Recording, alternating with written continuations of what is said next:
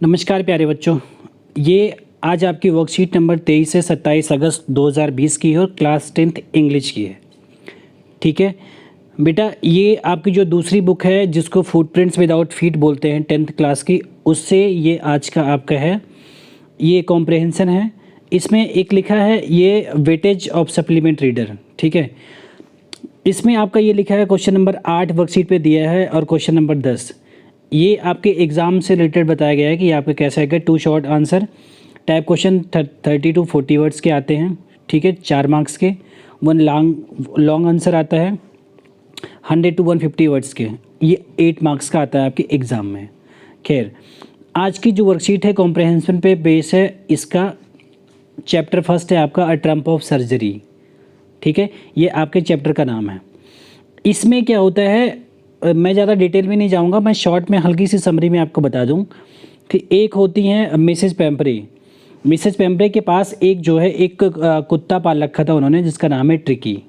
ठीक है, वो ट्रिकी क्या है कि ट्रिकी को बहुत ज़्यादा खिला पिला दिया है इन्होंने, तो ट्रिकी बहुत मोटा हो जाता है, बिल्कुल मांस के गोले जैसा हो गया है। बिल्कुल वो चल भी नहीं पाता, बड़ी दिक्कत है उसको। उसकी आंखें पानी से भरी हैं, रुआंसा सा रहता है वो। उसकी तबीयत भी सही नहीं रहती है। तो इसके जो राइटर हैं इस चैप्टर के, जो ट्रम्प ऑफ सर्जरी हैं, वो एक सर्जन होते हैं वेटनरी के।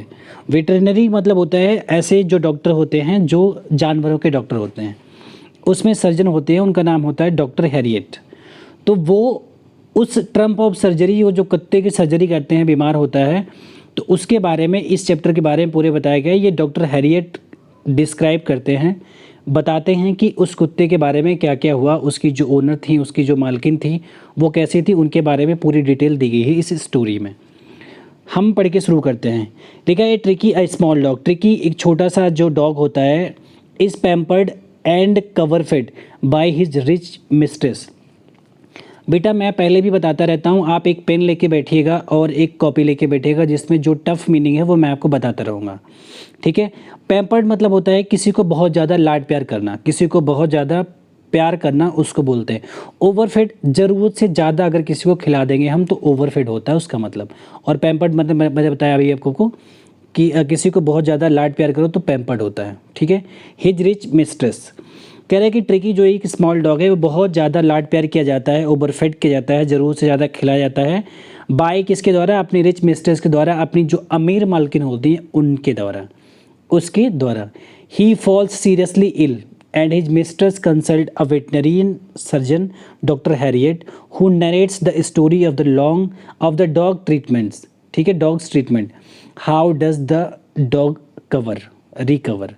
ये कह रहे हैं कि ये बताता है जब वो बहुत बीमार हो जाता है तो वो ही फॉल्स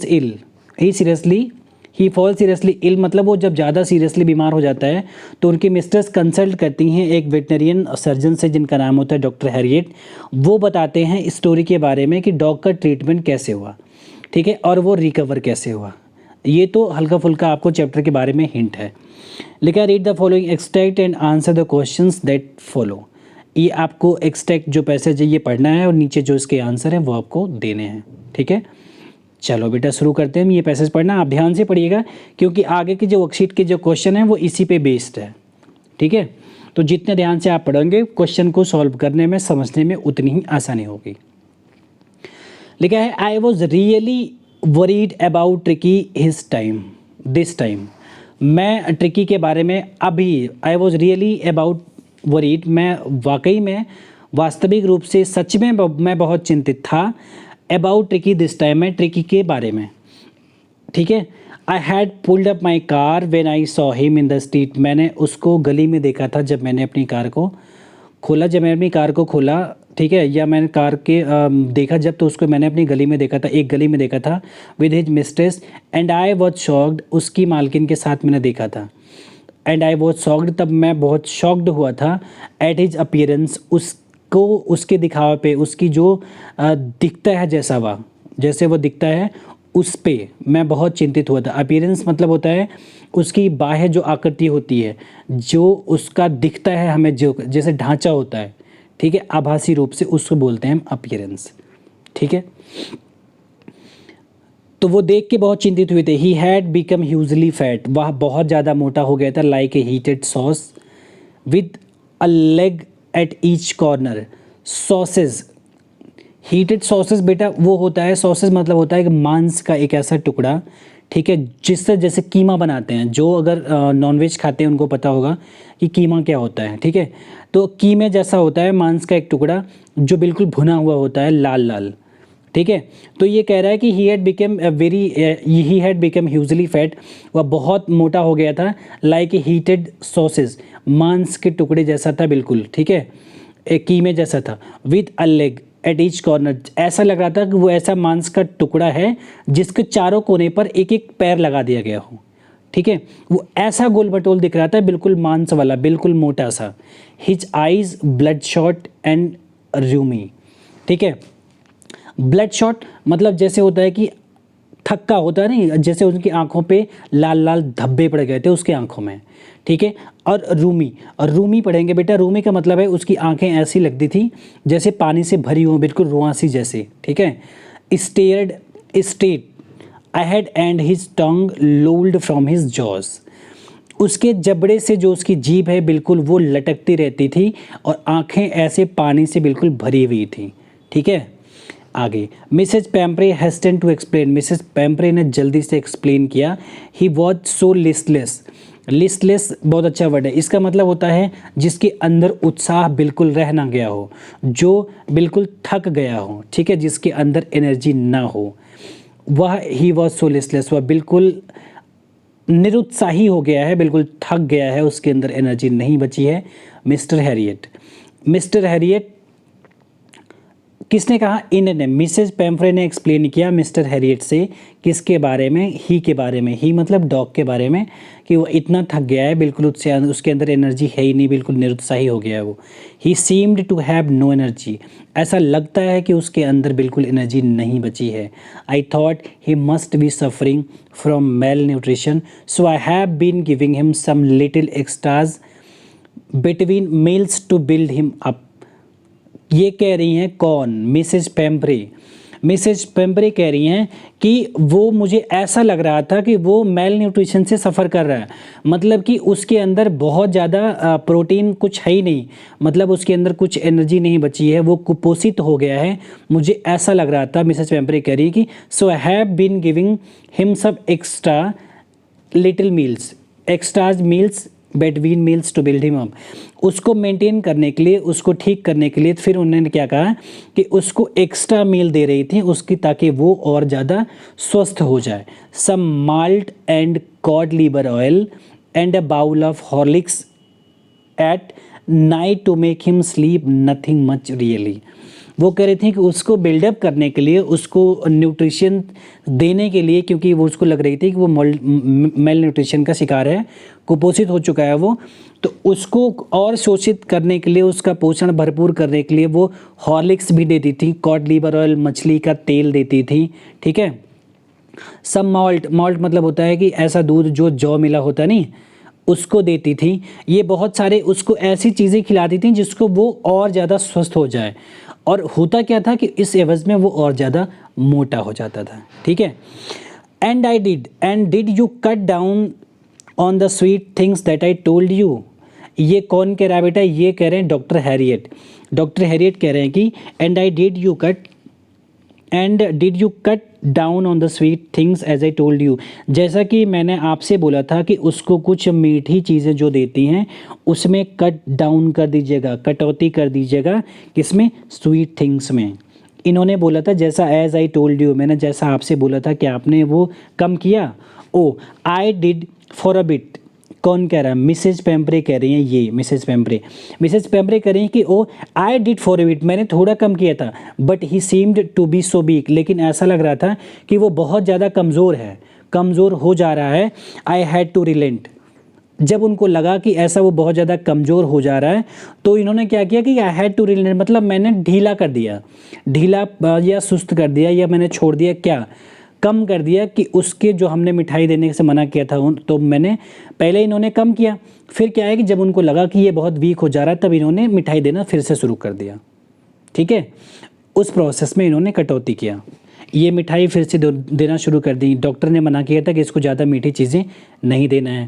पहले तो इन्होंने कम किया, बाद में फिर देना स्टार्ट कर दिया। ठीक है, आगे, he does love cream cakes and chocolates. So वह क्या कहे कि क्रीम केक्स उसको पसंद करता है और चॉकलेट्स भी। I can't bear to refuse him. वो मिसेस पेम्परे कह रही हैं कि अपने कुत्ते से इतना प्यार करती थी कि वो कह रही हैं कि I can't bear to refuse him, मैं उसको मना नहीं कर सकती थी। आई लुकड डाउन अगेन, मैंने नीचे देखा, एट द लिटिल डॉग छोटे कुत्ते की तरफ मैंने नीचे देखा। दैट वॉज द ट्रबल, दिक्कत इसी चीज़ की थी।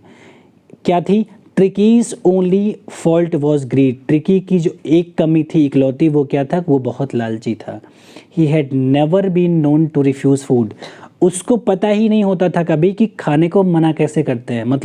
मतलब जो भी आता था उसके सामने वो खा लेता था, उसने कभी खाने को मना ही नहीं किया। He would tackle a